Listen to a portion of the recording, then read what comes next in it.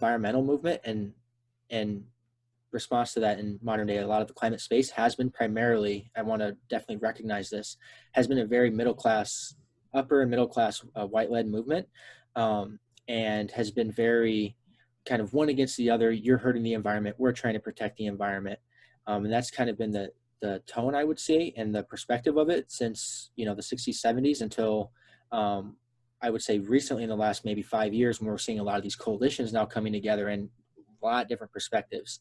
I would say that's like in kind of the general maybe Western movement, because there's definitely always been, also want to lift up and recognize that indigenous folks since the beginning have always stood up for Mother Nature and have always stood up for land and water and clean air.